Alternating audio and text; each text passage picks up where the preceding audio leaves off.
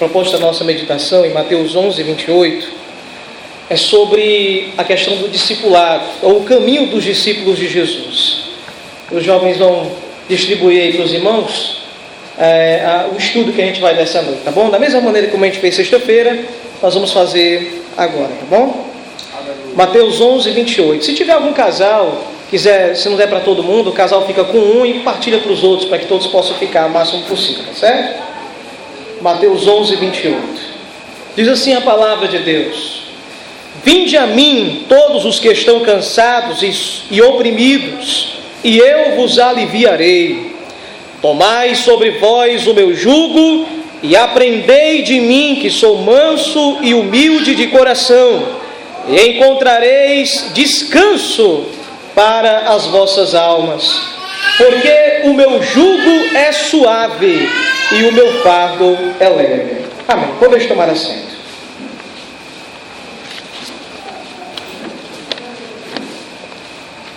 Louvado seja Deus. Bem, meus irmãos, na sexta-feira nós estamos aqui nos propondo, durante os próximos cultos, meditar sobre o tema Igreja Vitoriosa. E para uma igreja ser vitoriosa, ela precisa estar dentro do padrão da palavra de Deus, dentro daquilo que Deus propôs para poder abençoá-la. Hoje o termo vitória está completamente banalizado no meio das pregações, porque vitória hoje se resume apenas à conquista material, a bens materiais, longe daquilo que Deus propôs como sendo a vitória que Ele prometeu na Bíblia. Afinal de contas, alguém pode perguntar: pastor, qual é a vitória que Deus prometeu na sua palavra? Qual foi a grande e maior vitória que Ele prometeu para nós? Foi a vitória sobre o pecado, a vitória sobre o maior de todos os nossos inimigos, a fonte de toda a desgraça humana, o pecado. Cristo ele falou em João capítulo 8, dizendo: vocês conhecerão a verdade. Mas quem é a verdade? De acordo com João 14,6, é Ele mesmo, quando Ele diz: eu sou o caminho, a verdade e a vida. Então Ele diz: eu sou a verdade, então conhecereis a verdade, e a verdade libertará vocês. O grande brado de vitória que o ser humano pode dar quando conhece Jesus é o brado de vitória sobre aquilo que estava destruindo a vida dele. E a vida dele estava sendo destruída pelo pecado, por uma vida afastada de Deus, por uma vida em desarmonia com Deus, uma vida longe dos caminhos de Deus. A fonte de todos os males está no pecado que habita no coração humano. No Evangelho de Mateus, se eu não me engano, na altura do capítulo 15, Jesus ele vai dizer assim: é do coração, preste atenção nisso, que procedem adultérios, fornicações, mentiras, assassinatos e todas as outras coisas. Irmãos, Jesus está declarando que não é do diabo que vem, não é do lado de fora que vem, ele diz: é do coração. Portanto, o maior inimigo do homem é o próprio pecado que habita dentro do coração dele. Jesus poderia ter dito: é do diabo que vem os adultérios, é do diabo que vem a mentira, mas não, ele falou: é do coração. Ou seja, essa tendência para a queda, para se corromper e para destruir, está dentro de nós, porque nós decidimos viver uma vida sem Deus. Mas, meus irmãos, Jesus, Ele se propôs fazer o quê? Ele se propôs nos salvar. Mas a salvação de Jesus, a vitória que Cristo quer nos proporcionar dentro desse grande tema, que é a igreja vitoriosa, que é andar na palavra dEle, a grande vitória é sobre esse pecado. Ser discípulo de Jesus, então, quer dizer o quê? É andar nos passos dEle. Então, nós separamos aqui 10 pontos, porque são muito mais do que esses 10 pontos, são muito mais verdades que estão depositadas nas páginas da Bíblia, que nós podemos entender o caminho do discípulo. Eu lhe pergunto: por que a gente tem que meditar, pastor, sobre o caminho dos discípulos? Como isso faz parte do tema Igreja Vitoriosa? Porque muita gente pensa, irmãos, que ser discípulo de Cristo se resume a isso que nós estamos fazendo agora aqui à noite. Eu sou discípulo de Jesus porque eu vim para a igreja, me sentei numa cadeira e eu ouvi o pastor pregar. Eu sou discípulo de Jesus porque eu escolhi uma igreja para poder ali dar as minhas ofertas. Eu sou discípulo de Jesus porque eu carrego uma Bíblia debaixo do braço. Eu sou discípulo de Jesus porque eu gosto de cantar hinos evangélicos. Eu sou discípulo de Jesus porque eu encontro outro irmão no meio da rua e eu saúdo ele com a paz do Senhor. Mas não é isso. Não é isso que faz alguém discípulo de Cristo. O caminho do discípulo é uma experiência de vida maravilhosa. São experiências de vida extraordinárias. Irmãos, Cristo nos abre o entendimento para compreender a vida, o mundo, o universo, o projeto original de Deus, que é de nos reconciliar com Ele, é de nos fazer voltar em harmonia com o Todo-Poderoso, desfrutar da Sua presença, usufruir da Sua paz, se encher da alegria que jamais acaba. Aleluia! É verdade que o homem diz que a maior sede que o homem tem é de felicidade. Mas se o homem, a maior sede do homem é felicidade, preste atenção nisso. O homem vai buscar, viver correndo atrás disso. E se a felicidade está do lado de fora, então ele está com problema. Porque se a felicidade depende do que está do lado de fora, então quando aquilo acabar, a felicidade dele acaba.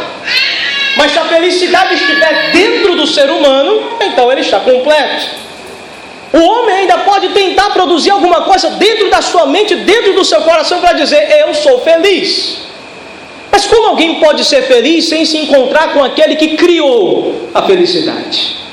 Como é que o ser humano pode dizer, eu sou plenamente feliz, se não conhece aquele que criou a ideia de felicidade e a pôs dentro da mente do homem?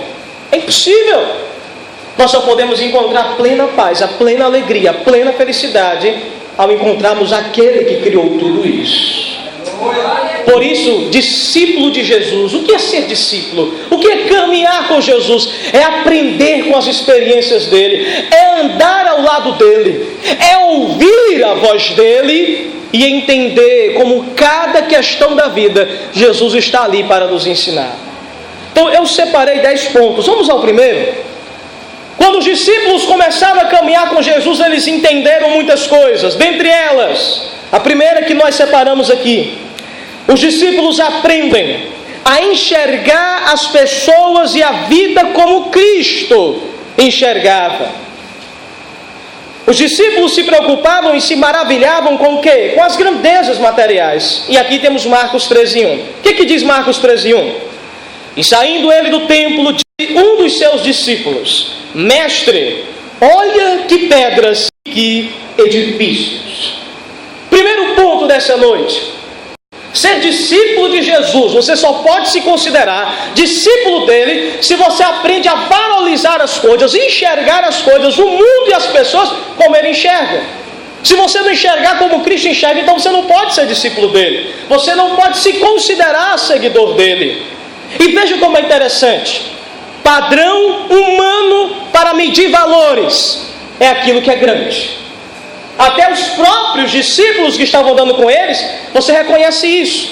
Quando Jesus chegou em Jerusalém, ele chegou no cartão postal da cidade de Jerusalém. Qual era o cartão postal da cidade?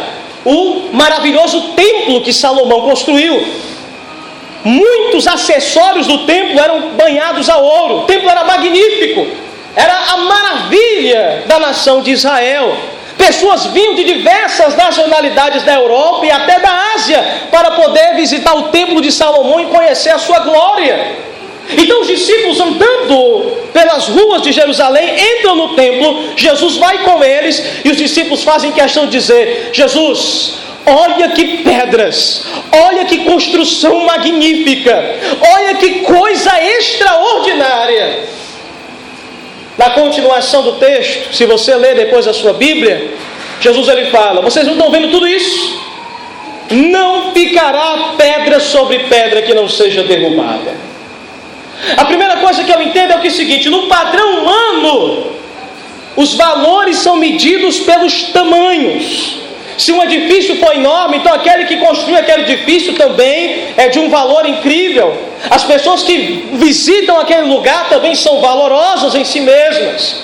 Mas Jesus está dizendo que a grandiosidade daquilo que o homem constrói não significa a mesma coisa para Deus. Meus irmãos, é o que está acontecendo nos dias de hoje. Muitas pessoas são contagiadas pela ideia de visitar um templo que possam possuir 4 mil, 5 mil, 10 mil lugares.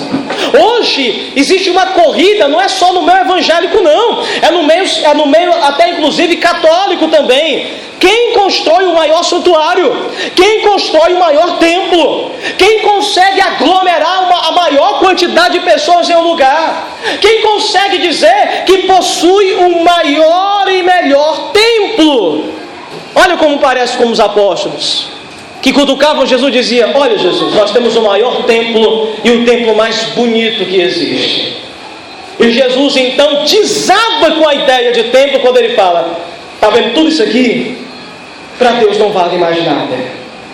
Para Deus não vale mais nada. Deus não prioriza mais este lugar.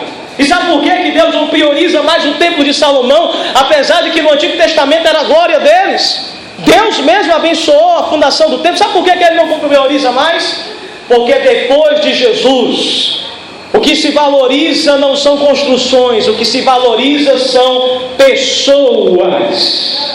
E lá em 1 Coríntios o apóstolo Paulo vai dizer: vocês agora que são o templo do Deus vivo e a morada do Espírito Santo. Por isso, preste atenção uma coisa nessa noite.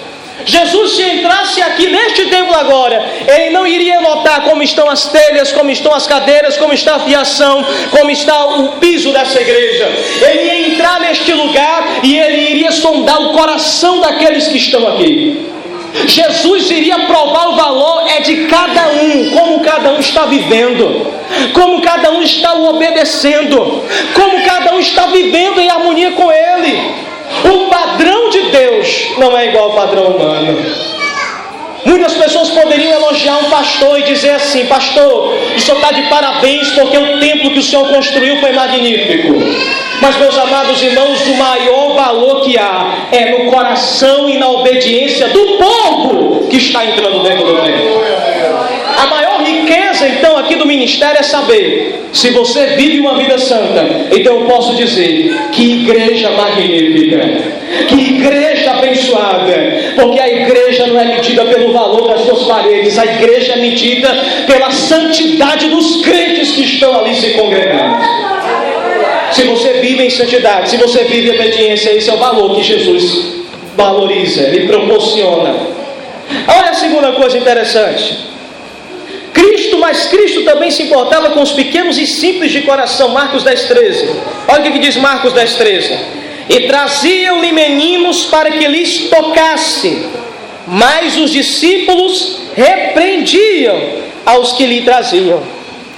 Olha que coisa interessante. Também na nossa sociedade é comum se valorizar pessoas pela condição financeira que têm, pelo conhecimento intelectual que elas possuem e pela experiência de vida. 3 coisas, né?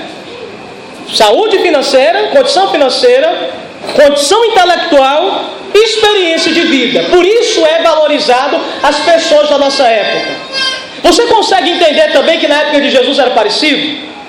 Então entenda comigo, se você vive numa sociedade que quem vai ser valorizado é quem tem isso, dinheiro, inteligência e experiência, então o que uma criança tem para ser considerada importante? Eu estou falando aqui dentro desses critérios.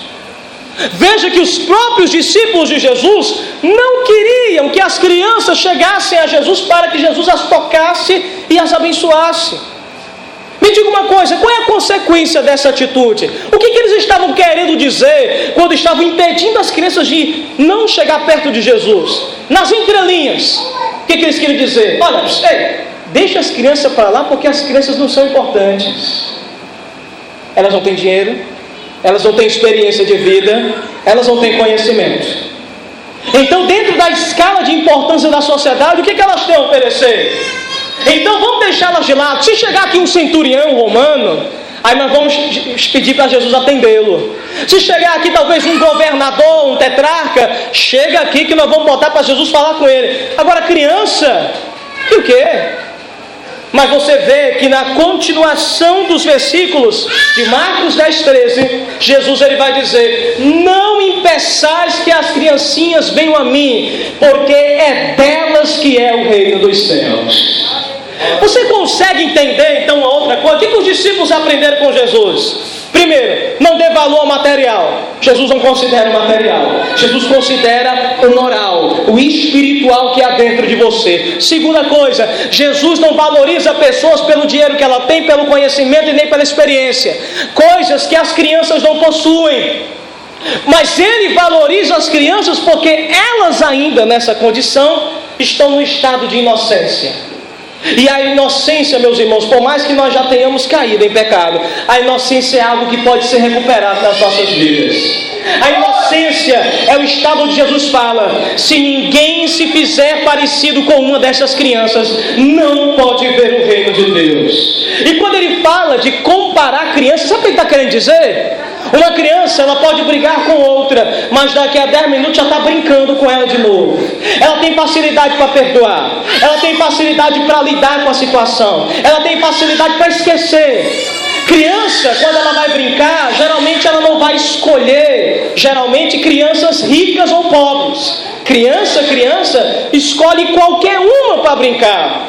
Criança então não mede posição social, criança facilmente se esquece dos problemas, e criança que é criança não liga muito menos, por exemplo, o tipo de roupa que está usando, para a gripe que está usando. Criança, não estou falando já crianças que já chegaram à idade da razão, estou falando de criança. E Jesus, irmãos, está dizendo isso, que as crianças desta forma, elas conseguem ver o reino dos céus. E Jesus, irmão, está dizendo é isso mesmo. Olha, se ninguém se fizer como uma destas crianças, ninguém pode ver o reino. Então, o que Jesus ensinou para os seus discípulos? Ele ensinou o seguinte: valorize as pessoas pela inocência que há dentro delas, pela pureza para poder perdoar, pela facilidade de não julgar os outros pela aparência, e ter disponibilidade de andar entre os outros e de tratar os outros de maneira igual. Aí eu te faço essa pergunta: você está conseguindo se encaixar como discípulo de Jesus? Você consegue se encaixar dentro dessas questões? Vamos para o item 2. Ele diz aqui, Jesus preocupa-se sobre a forma como nós o enxergamos, como nós o vemos. Lá em Marcos 8, do versículo 27 e 29, olha o que ele diz assim: e saiu Jesus e os seus discípulos para as aldeias de Cesareia de Filipe. E no caminho perguntou aos seus discípulos, dizendo: quem dizem os homens que eu sou? E o versículo 29: e ele lhes disse: mas vós, quem dizeis que eu sou? E respondendo Pedro lhe disse: tu és o Cristo. Aleluia. Olha, por que Jesus se importa a maneira como você o vê, como você o enxerga?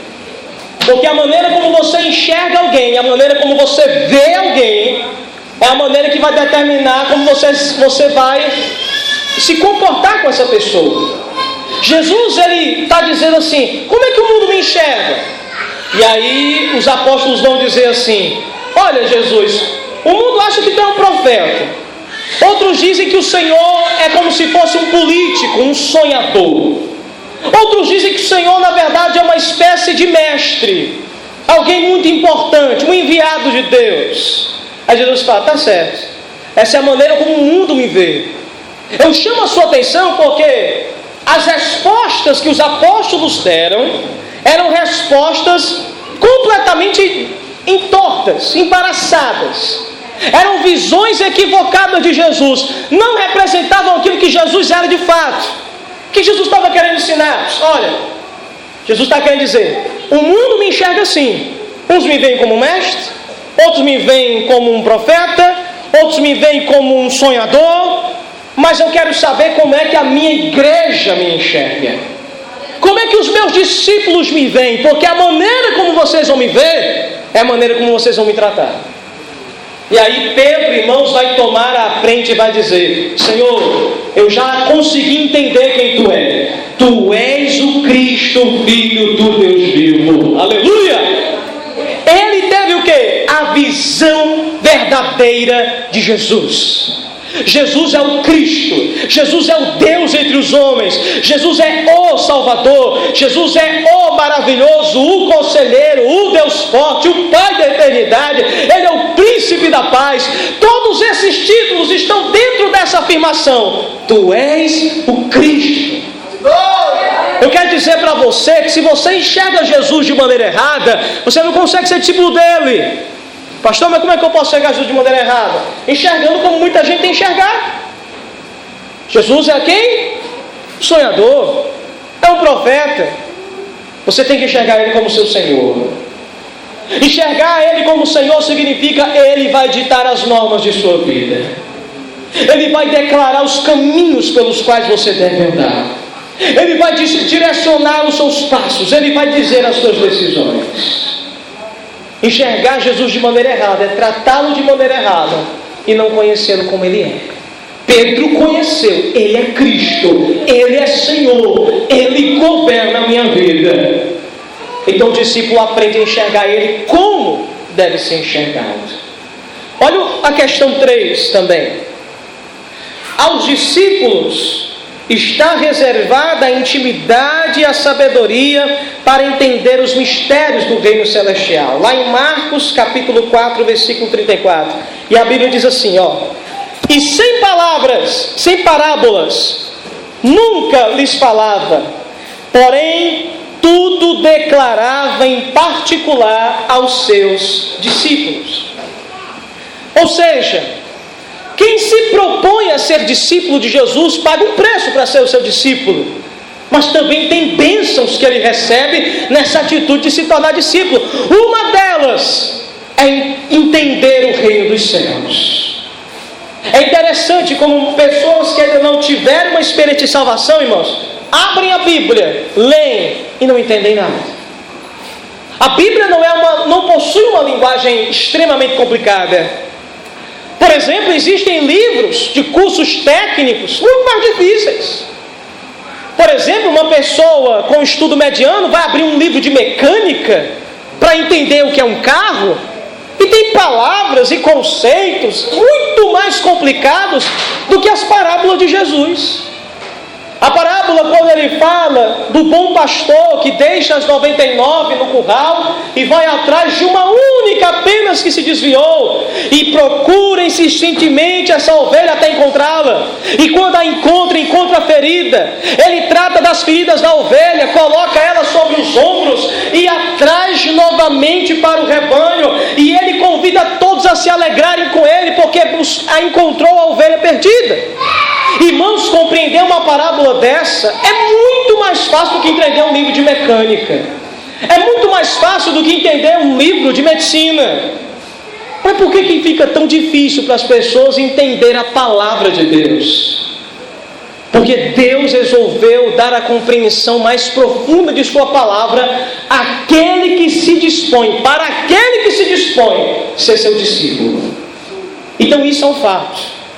Se você assume, pastor, eu quero ser discípulo de Jesus, então os mistérios do reino dos céus vão ser revelados para a tua vida.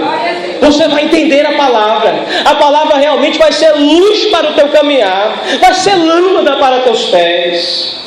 Mas aqueles que não querem ser discípulos, a Bíblia, mesmo nas afirmações mais simples dela, vai ser de difícil entendimento para você. Vamos agora a outra verdade. O que nós aprendemos? Quarta verdade. Os discípulos possuem estratégias para que Cristo seja melhor visto e anunciado entre o povo. Marcos capítulo 3, versículo 9, diz assim: e ele disse aos seus discípulos que lhe tivessem sempre pronto um barquinho junto dele, por causa da multidão, para que não o oprimisse. Meus queridos, essa atitude de Jesus acontecia quando ele estava envolto uma multidão. Humanamente falando, Jesus não poderia ser ouvido se ele estivesse rodeado por 2.000 ou 3.000 pessoas. Mas à medida que ele se colocasse em um ponto mais afastado, ele conseguiria ser melhor visto e melhor ouvido. Então Jesus combinou uma estratégia com os discípulos dele. Isso aqui é interessante. Olha, quando eu estiver rodeado de pessoas e eu precisar pregar para elas, preparem para mim um barquinho, para que eu me afaste e eu consiga ser visto melhor e ouvido melhor pela multidão. Irmãos, os discípulos trabalhavam para que isso acontecesse. Qual é a verdade que a gente extrai disso aqui? Os discípulos faziam de tudo para que Jesus fosse melhor anunciado, Jesus fosse melhor visto pelo povo. Aí você me pergunta: pastor, fisicamente Jesus não está mais entre nós hoje, nós não precisamos usar um barquinho para poder colocá-lo e ele ser visto pela multidão. Mas você consegue entender que isso era uma estratégia que os discípulos faziam para o povo ouvi-lo melhor. Aí eu lhe pergunto: o que é que você como discípulo pode fazer para que Jesus possa ser visto melhor pelo povo? Quais são as suas atitudes? Com o que você tem feito como cristão para que o nome de Jesus possa ser melhor compreendido? Meus irmãos, se você hoje talvez acesse a internet, você vai ver os conceitos absurdos que a sociedade tem acerca de Jesus. E se a imagem de Jesus está acabada aos olhos de muitos, foi porque muitos trabalharam para que isso acontecesse. Se o nome de Jesus está sendo blasfemado em muitos lugares, ele é blasfemado por causa do mau comportamento de muitos que se diziam crentes. Mas pastor, como é que a gente consegue virar essa situação? Ora, o raciocínio é simples.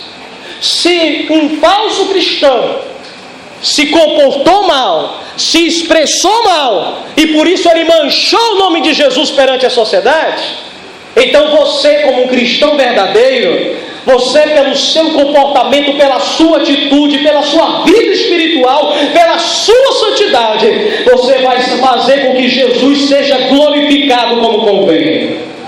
Você é responsável por isso. Você que tem essa missão. Como os discípulos se preocupavam para que o povo ouvisse Jesus melhor, você precisa se preocupar: como é que eu faço, Senhor? Como é que eu faço para poder exaltar o Teu nome? O que eu posso fazer para poder exaltar melhor o Teu nome na minha família, no meu trabalho, no meio da minha vizinhança? Senhor, eu faço culto campal. Senhor, eu faço período de oração. Me diga, Senhor. Meu Deus, eu ajudo alguém de maneira voluntária, eu ajudo aquela pessoa a carregar as compras dela, eu ofereço meu carro para poder levar alguém para o hospital. Me diga, Deus, me diga uma forma que eu possa glorificá-lo. Eu quero fazer de tudo para que os homens vejam Jesus na minha vida. Aleluia! Então guarda essa verdade. Os discípulos aprenderam estratégias para que Jesus fosse visto melhor. Quinta verdade: os discípulos aprenderam durante a caminhada que o amor se prova por atitudes e não somente com palavras. E aqui tem um primeiro ponto interessante. Nessa primeira passagem, os apóstolos queriam declarar o amor que eles tinham por Jesus, e eles falaram isso. Mateus 26, 35. Olha o que os apóstolos disseram. Disse-lhe Pedro: ainda que me seja necessário morrer contigo, não te negarei. E todos os discípulos disseram mesmo. Poxa vida, é tão fácil dizer isso, não? Senhor, eu estou disposto a morrer por Ti. Senhor, eu estou disposto a dar minha vida por Ti. Senhor, eu faço o que for necessário para Te glorificar. Eu Te amo, Senhor. Tu é o dono da minha vida. Mas é fácil falar. Os apóstolos declararam que estavam dispostos a morrer. Mas olha depois o versículo seguinte: eles não conseguiram nem dominar um simples sono para poderem ajudar Jesus. Mateus 26, 36 e 40, ele diz assim, então chegou Jesus com eles a um lugar chamado Getsêmani, e disse aos discípulos: assentai-vos aqui enquanto vou além orar. Olha agora o versículo 40. E voltando para os seus discípulos, achou eles adormecidos, e disse a Pedro: nem uma hora pudestes orar comigo? Você já passou por essa situação? Você declara morrer de amores por Jesus. Diz que, se possível for, faria grandes sacrifícios por Ele. mas nas coisas mais básicas da vida de crente, você tem falhado. Jesus aqui não pediu para que os apóstolos morressem por ele, não. Jesus pediu só o seguinte: orem apenas 1 hora comigo, porque a minha alma está angustiada com angústia de morte. Orem só 1 hora comigo.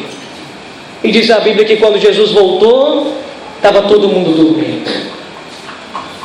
Meus irmãos, como é que alguém declara que está disposto a morrer pelo outro e não consegue ficar em estado de atenção e de vigilância 1 hora por aquele que diz que está disposto a morrer? Você consegue entender essa verdade? Meus irmãos, o próprio Jesus acabou demonstrando que nós somos fáceis em fazer promessas para Deus. Somos fáceis com as nossas palavras dizer: eu estou disposto a fazer tudo para Deus. Mas na hora do vamos ver, a gente fala em coisas simples: orar, ler a palavra, perdoar, deixar a mágoa para trás para não atrapalhar a tua vida espiritual. Coisas simples os homens têm perdido. Em coisas simples o nosso amor por Jesus falha. Então Jesus quis mostrar com o seguinte: ei, de palavra eu já estou cheio, todo dia eu ouço palavras, eu quero atitudes, eu quero prática, eu quero comportamento. Jesus quer comportamento de mim e de você, porque na hora do vamos ver, não são as palavras que vão declarar o nosso amor por Jesus, são as nossas ações. Vamos para o próximo ponto, 6ª verdade. Deve-se renunciar em tudo que lhe embaraça no reino de Deus. O discípulo deve tomar a atitude de dizer: eu renuncio, eu abdico, eu renego tudo, por mais prazeroso que seja para mim, que possa me atrapalhar no meu contato com Jesus. Mateus 16, 24, ele vai dizer assim: então disse Jesus aos seus discípulos: se alguém quiser vir após mim, renuncie-se a si mesmo, tome sobre si a sua cruz e siga-me. Eu faço agora o seguinte questionamento sobre a questão de renúncia. Eu pergunto assim: você já parou para pensar que talvez haja ainda alguma coisa que você precisa renunciar para que você possa ter mais intimidade com Deus em sua vida? Pastor, já sou crente há 10 anos, há 15 anos, eu acho que não tem mais nada. Aí eu lhe pergunto: será? Será que não tem alguma coisinha que você precisa consertar melhor? A palavra fala em Filipenses 1,6 que aquele que começou a boa obra, que é a salvação, ele vai aperfeiçoar. Então eu acredito que tem muita coisa que precisa ser aperfeiçoada na nossa vida. Ele fala renúncia. E eu acho isso interessante, irmãos, porque renúncia não é você abandonar coisas que você não dá valor, tá? Por exemplo, você está saiu aqui do culto, depois aqui da igreja, andou pela calçada e de repente uma moedinha de 10 centavos cai do seu bolso.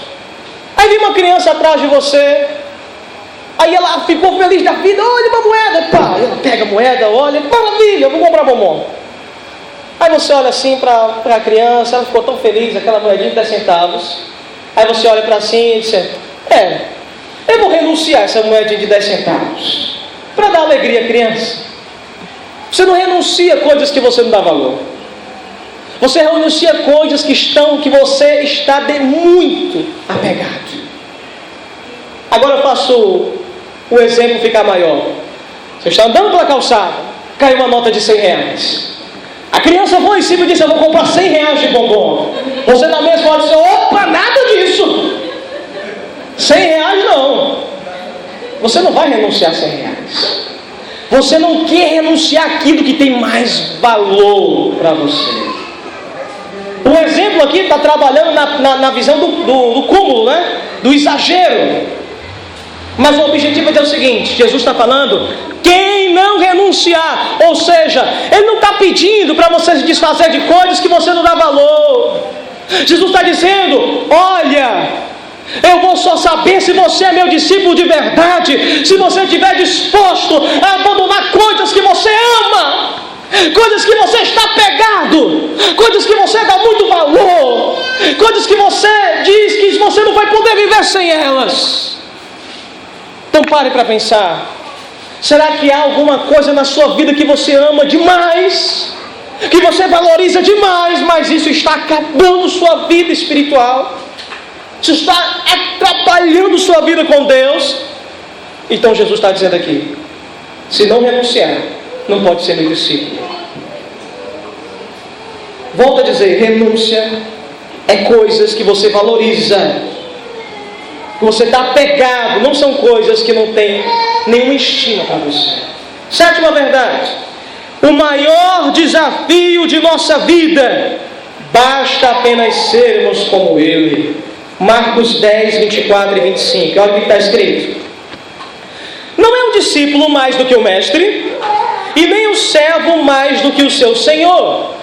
Verso 25: mas basta ao discípulo ser como o seu mestre, e ao servo como o seu senhor. Se chamaram Bezebu ao pai da família, quanto mais aos seus domésticos. A intenção de Jesus aqui é dizer o seguinte: olha, eu não chamei ninguém para ser maior do que eu, até que ninguém pode ser maior do que eu, ninguém pode me superar, mas o meu ideal, o meu projeto para vocês é que vocês se comportem da maneira como eu me comportei.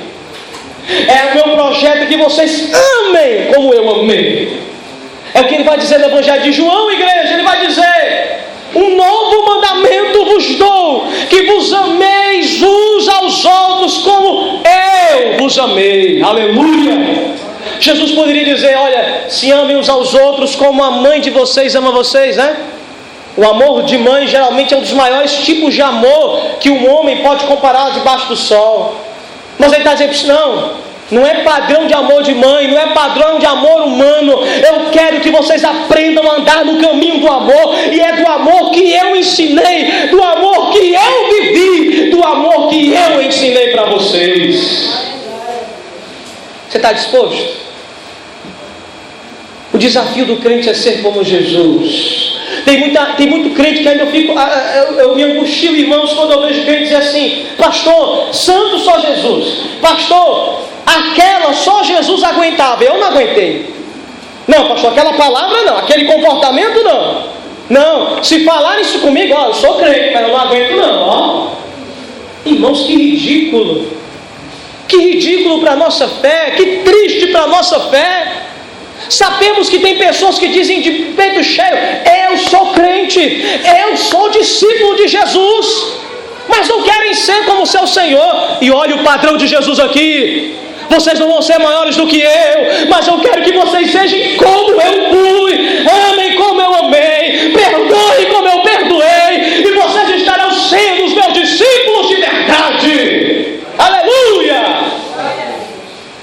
Esse tipo de cristianismo é um tipo que não é ensinado por aí, é o que não aparece na mídia, e por isso a igreja sofre tanto. Oitava verdade: Jesus ele falou para os seus discípulos que eles vão ter poder para combater o mal. Mateus 10, 1. Esse foi até o versículo que a gente leu na sexta-feira, né? Chamando os seus 12 discípulos, deu a eles poder sobre os espíritos imundos, para os expulsarem e para curarem toda a enfermidade e todo o mal. Discípulo de Jesus, ele tem uma missão também em sua vida: batalhar contra o mal, orar contra o reino das trevas, fazer de tudo para que o mal recue e o bem da glória de Deus avance sobre esse mundo. E você e eu temos poder.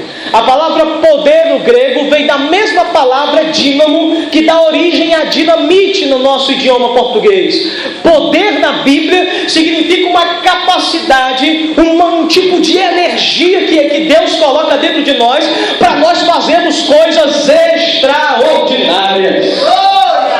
Por isso Jesus fala: eu dou poder. Ah, pastor, naquele país, naquela cidade, naquele bairro, está tudo indo de mal a pior: prostituição, drogas, crimes, violência, corrupção. Não há nada que o ser humano faça, mas o poder de Deus é poderoso para mudar essa história. Aleluia! Poder. Jesus concede poder a quem é discípulo dele. Não, na verdade, a consciência de uma grande obra a ser realizada que precisa de muito esforço de oração e de pessoas. A gente acabou entrando no assunto que a gente falou agora aqui na reunião de membros, né? Mateus 9:37, Jesus disse: então disse aos seus discípulos, a seara é realmente grande, mas poucos são os ceifeiros, poucos são os trabalhadores. Jesus, mais do que ninguém, sabe que a obra do reino é uma obra que carece de pessoas para trabalharem nela. O que nós estamos vendo hoje, irmãos, é um avanço de um tipo de cristianismo que eu digo assim: eu pago para que os outros trabalhem para mim. Eu acho que eu já compartilhei isso aqui, eu volto a dizer. Uma vez eu abri a televisão e um homem que se dizia pastor falou: olha, eu estou jejuando tais dias aqui na igreja e você venha para a minha campanha, para participar dessa campanha de oração e jejum. E outra coisa, eu sei que você trabalha, eu sei que você estuda, e eu sei que para você é difícil jejuar. Aí o falso pastor dizia assim: não se preocupe, você não tem tempo para jejuar, mas eu tenho, então eu jejuo por você. O milagre vai acontecer não é pelo seu jejum, não é pela sua fé, é no meu jejum, é na minha oração e na minha fé. Ou seja, nós estamos o quê? Pagando pessoas para viver uma vida espiritual que é para nós vivermos. Isso não existe, irmãos. Isso não existe. Jesus ele falou: poucos são os trabalhadores, mas o que ele quer é isso: orem ao Deus da seara que mande mais trabalhadores para a seara. O que Jesus está querendo dizer? Ei, ore a Deus. Aí quando você começar a orar a Deus, Deus envia mais pessoas para evangelizar. Aí Deus vai dizer assim: então vai evangelizar. Deus envia pessoas para hospitais, então separe um dia no mês para poder visitar o hospital. Deus envia pessoas para poder discipular. Aí Deus vai lá e começa a discipular. O ato de eu orar a Deus, pedindo a Deus para que mais pessoas trabalhem, automaticamente me puxa pelo colarinho e diz: então eu vou ser o primeiro a trabalhar na seara do Senhor. Eu assumo o compromisso de orar, mas eu sou o primeiro a trabalhar para dar o exemplo. A última verdade dessa noite: andar entre todos para anunciar o Evangelho, até mesmo em lugares que não apreciamos. Marcos 9:10. E aconteceu que, estando ele em casa, sentado à mesa, chegaram muitos publicanos e pecadores e sentaram-se juntamente com Jesus e os seus discípulos. Na continuação do texto da sua Bíblia, você vai ver que os fariseus criticaram os discípulos. Ei, o Jesus de vocês é santo? Vocês são santos? Vocês fazem a obra de Deus? Como é que vocês estão andando entre a ralé? Vocês estão se sentando para jantar com os marginais? Vocês estão sentando para jantar com os desprezados da sociedade? Está errado. Se vocês são santos, tem que andar com gente santa. Os discípulos aprenderam o seguinte: nós não estamos aqui, irmãos, para nos isolar do mundo. Uma coisa que a religião faz muitas vezes, a religião, eu não estou falando do cristianismo, eu falo da religião inventada pelo homem. A religião ela tem o poder de isolar o homem em grupos. Então, se eu sou dessa religião, a minha tendência é andar mais só com esse pessoal e não quero andar com ninguém, não quero ter contato muito com ninguém, meu contato vai ser muito superficial. Mas o verdadeiro cristianismo não é isso, não. O crente, irmãos, ele deixa de andar com alguém que não é crente somente naquilo que for para o erro, para o pecado. Mas o crente jamais vai deixar de ter contato com alguém que não tem a mesma fé, ao contrário. Jesus mostra que ele estava disponível até para jantar. Olha, irmãos, o ato de comer, jantar, almoçar é um ato que envolve o quê? Intimidade, amizade, aproximação. Você consegue entender? Jesus está querendo dizer: olha, vocês são meus seguidores, vocês vão andar em santidade, vocês vão viver a minha palavra, vão guardar o que eu ensino. ensino, vocês só são os meus amigos se vocês fizerem o que eu mando, mas eu não estou dizendo para vocês se afastarem do mundo. Ao contrário, andem entre as pessoas, comam com elas, fiquem no meio delas, tenham amizade com elas, mas para podê-las abrir os olhos e oferecer a luz no meio das trevas, aleluia, a liberdade onde há escravidão, a paz onde há guerra, levem o meu nome entre todos e para todos, aleluia. Por isso, o crente sábio, o discípulo sábio, não é aquele que se isola, só anda com crente, só almoça com crente, não tem amizade com mais ninguém. O crente sábio eu falo com todos, converso com todos, tenho amizade com todos, porque eu quero espalhar a luz que há dentro de mim aqui. Eu quero espalhar essa semente maravilhosa de salvação que mudou a minha vida. Eu não vou forçar ninguém a nada, o discípulo não força ninguém, o discípulo oferece, ele proclama: de graça recebeste, diz Jesus, de graça dai. Eu espero que você medite nisso, porque ser discípulo de Jesus é aprender muitas coisas com Ele, é enxergar situações da vida e crescer no entendimento que há em Jesus. Que você possa passar essa semana meditando nesse guia da pregação dessa noite, porque Deus vai falar mais ao teu coração em nome de Jesus. Vamos ficar de pé, vamos orar a Deus, agradecer a Deus por essa oportunidade. Eu peço oração em nome de Jesus. Senhor nosso Deus, amoroso Pai, meu Deus, essa noite Tua Palavra nos ensina a caminhar contigo. Aleluia. Tua Palavra, Senhor, nos ensina a meditar nela e crescer nela cada vez mais, Deus. E meu Deus, muitos são os desafios que acompanham aqueles que são crentes em Jesus. Por isso, meu Deus, cada irmão e irmã que se encontra nessa noite aqui, cada um tem as suas dificuldades, cada um tem os seus desafios, cada um de nós temos as nossas lutas a travar. Mas Deus, Tua Palavra hoje nos mostra que temos muito ainda a aprender. Oh Senhor, e que o maior de todos os desafios é viver como o Senhor viveu, porque é dessa forma que vamos agradecer a tão gloriosa salvação que Tu nos concedeu. Faz, meu Deus, a Tua igreja meditar durante essa semana. Leva o Teu povo em paz, guardando, protegendo, livrando dos males dessa terra. E que se por acaso, Deus, desta semana, alguma tempestade se abater sobre nossas vidas, que o Espírito de Deus lembre ao povo que o Senhor foi aquele que andou sobre as águas da tempestade. O Senhor foi aquele que tirou das águas, meu Deus, Pedro quando estava afundando. E o Senhor foi aquele que por uma única palavra a tempestade cessou e os céus se abriram sobre os discípulos. Ó Deus, que Tua igreja guarde Tua palavra e nela viva, pois é o que nós te pedimos em nome do Senhor Jesus.